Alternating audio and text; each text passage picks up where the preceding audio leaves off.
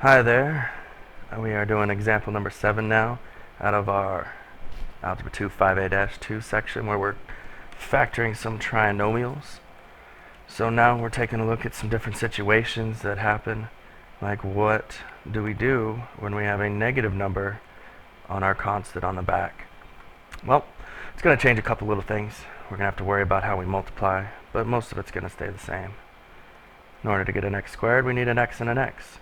In order to get a negative 21, well, what kind of things are going to happen? Negative 21.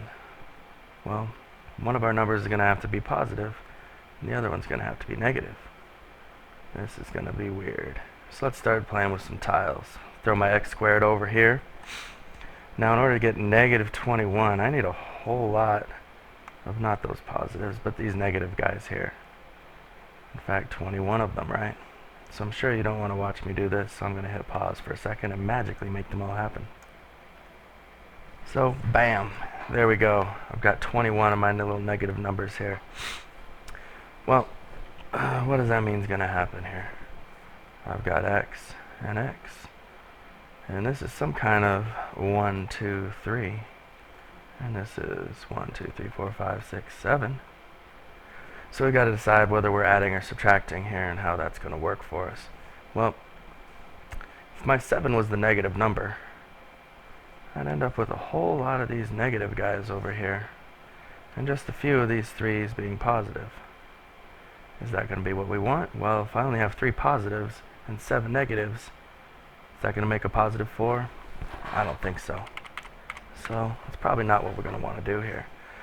We're going to want to go positive on our 7 and throw all these guys over here.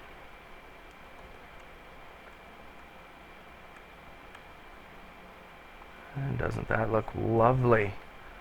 And then our negative numbers are going to be over on this side.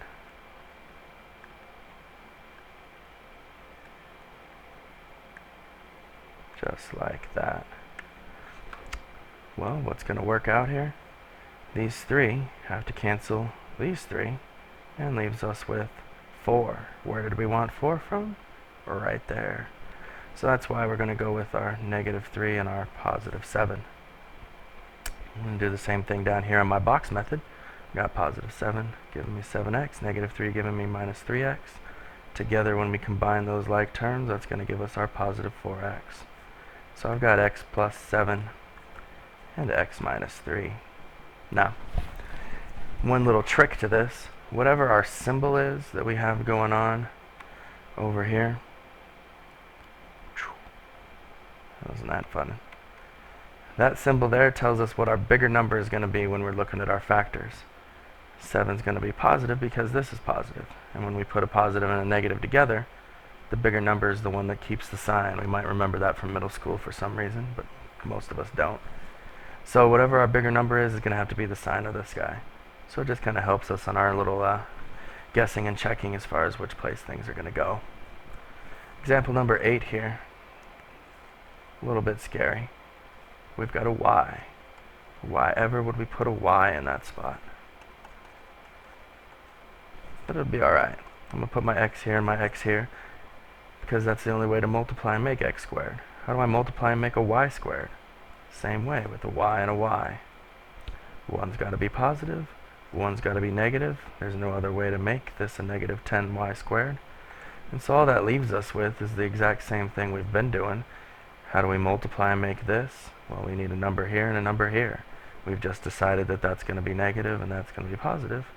So all we really need to do is just figure out what those numbers are going to be. So back to our what multiplies to make 10. 10 and 1, 5 and 2. Since my 3 is negative, I know my bigger number is going to be the negative number. Which one of those are going to add up or subtract to make that negative 3? Hopefully you're not thinking negative 10 plus 1 is. That's negative 9. But negative 5 plus 2 makes negative 3 just like we wanted. So I'm going to put my positive 2 here and my negative 5 here. Multiplying across to finish out my box. Negative 5xy. You might want to write 5yx here. Writing 5yx, kind of right. It just doesn't feel right. It looks wrong.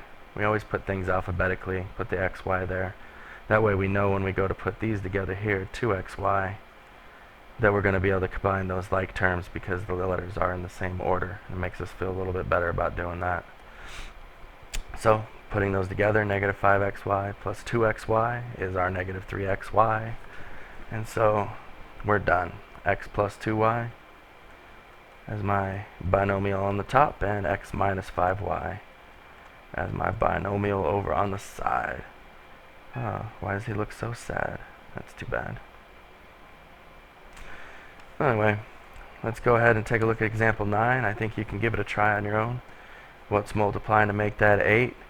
That positive sign here means my bigger number of your factors are going to be positive, and I think you can do it.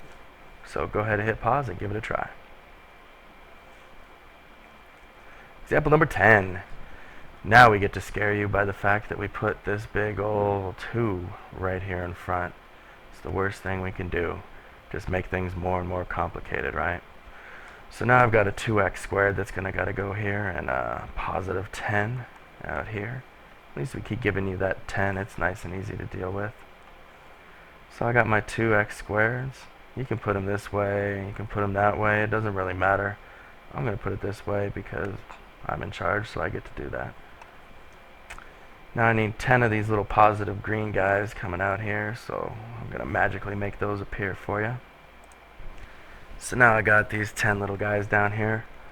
I need to start thinking about, well, 9 positive x's. If I start filling this stuff in here, I got 1, 2. Well, how many am I going to need? Well, a whole lot more. 3, 4, 5, 6, 7, 8, 9, 10, and I still got more positives I need over here. Well, that's way past 9x. So I'm going to have to do something a little bit different here. So what I've decided to do is I've decided to go with a 2 by 5 down here and make it 5 rows by 2 columns, which I guess with matrices would be called 5 by 2, right? Don't want to mess that kind of thing up. So now what's that going to make? Well, I get my x's kind of floating in here. Well, hey, there's 4 of them. Now when I want to get these guys over here, I need to spin them around and get them going the right direction.